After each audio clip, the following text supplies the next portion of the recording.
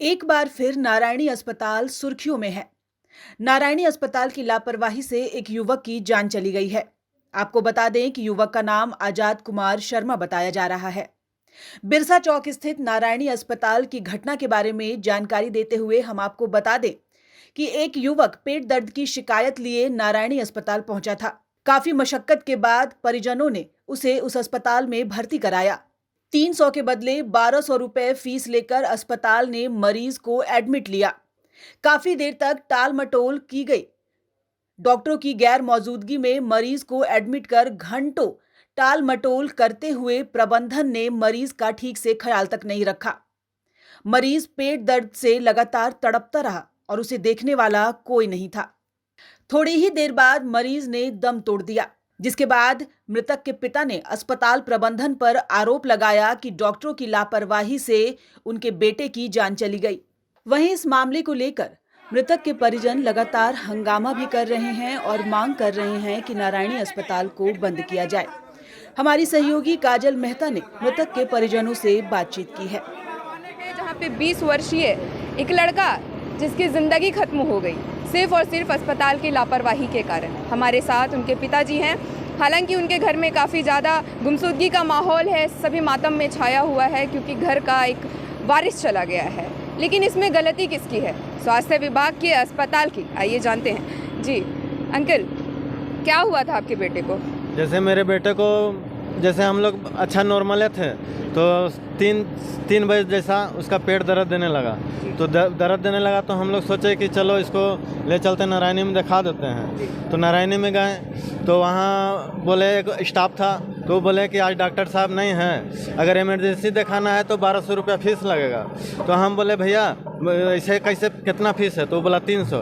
तो हम बोले अच्छा ठीक है, हम कल आके दिखा लेंगे। सो अब हम जाएंगे आज। तो इतने में उनकी वाइफ थी, संजय जी की वाइफ, वो आई और बोले कि अच्छा हम भर्ती ले लेते हैं, हम ट्रीटमेंट कर देते हैं, शाम को राउंड में डॉक्टर साहब आएंगे तो वो बात बाकी का कार्रवाई वो करेंगे, वो अथी इलाज देखेंगे सब चीज़। मतलब जो संजय हैं वो वहाँ के डॉक्टर हैं? हाँ, डॉक्टर हैं, संजय जी जो है डॉक्टर हैं। और जो डॉक्टर की गैर मौजूदगी में भी 1200 रुपये चार्ज लेकर के इलाज करने को तैयार हुए थे वे लोग? नहीं, तो वो बोले ना कि 1200 में इलाज होगा, अगर बोलिएगा तो इमरजेंसी इलाज हो जाएगा 1200 में। तो हम लोग बोले नहीं, 1200 तो हम नहीं सकेंगे, ठीक है हम कल आ जाएंगे और दिखा लेंगे। तो हम लोग जाने लगे।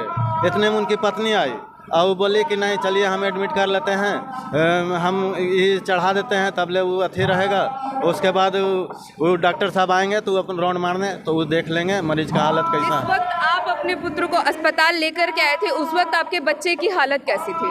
उस समय चलते फिरते ले गए, चलते फिरते लेकर के? दिन में हम लोग साथ टीवी देखें 3 बजे तक, फिर अचानक उसका थोड़ा थोड़ा पेट दर्द होने लगा तो हम सोचे चलो इसको दिखा लेते हैं। वहाँ गए, वहाँ बातचीत किए, लेकिन उनका व्यवहार भी हम लोग को सही नहीं लगा। बात बात पर हंस रही थी, इस तरह अपनी गलतियों को छुपा रही थी। जब आपके पास डॉक्टर नहीं है तो आपको तो एडमिट नहीं लेना चाहिए था। जैसा ये कह रहे थे कि ये गए और बोले मेरे पास पैसा नहीं, हम दूसरा जगह जा रहे हैं, तो फिर उनको जबरन भर्ती तो नहीं ना करना चाहिए था।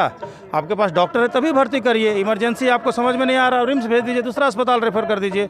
आप किसी मासूम बच्चे को, गरीब आदमी है उसका बच्चा को आप जबरन भर्ती करवा, जबरन क्या, इसका भी मजबूरी का फ़ायदा उठा के आप भर्ती करवा दे रहे हैं। उसके बाद बच्चा मर जा रहा है तो आप उसका जिम्मेदारी नहीं ले रहे हैं, तो बहुत बड़ी लापरवाही है। इसका हर हाल में कुछ ना कुछ तो सोल्यूशन निकलना चाहिए और कानूनी कार्रवाई होना चाहिए। हमें आपको क्या लगता है कि अगर उस बच्चे को किसी दूसरे अस्पताल में सही समय ले जाया जाता तो वो बच्चा बच सकता था? एकदम बच भी सकता था, क्यों नहीं बच सकता था? अगर जो सही समय पर सही डॉक्टर और सही ट्रीटमेंट होगा तो एकदम बच जाएगा। आपके पास डॉक्टर नहीं है और आप क्या है क्या नहीं है, क्या डिग्री हम लोग तो जान नहीं रहे हैं। आपके पास पूरा अस्पताल में एक ही डॉक्टर है, बढ़िया ढंग का डॉक्टर है, वो है नहीं। उसके बाद भी आप किसी को एडमिट कर ले रहे हैं और अपना हिसाब से आप ट्रीटमेंट कर रहे हैं, तो सरासर गलत है। ये आप पूरा खिलवाड़ कर रहे हैं किसी का भी ज़िंदगी के साथ, ये हो वो हो और कोई भी हो, ये तो सरासर अस्पताल और अस्पताल प्रशासन का लापरवाही है। मेरा क्या मानना है मैडम, मैं तो यही कहूँगा कि जिस तरह से रॉन्ग सड़क हुआ है, ठीक है ना, जिस तरह से होना चाहिए था बच्चा का इलाज, वो सब पूर्णतः रूप से हुआ नहीं। हमारा सजेशन नहीं था कि अगर आप बच्चा को एडमिट किए तो पहला प्रायोरिटी बनता है कि पहले बच्चा का ट्रीटमेंट, कि आप पहले उसका देखिए क्या इलाज है, मतलब क्या उसका कमी है।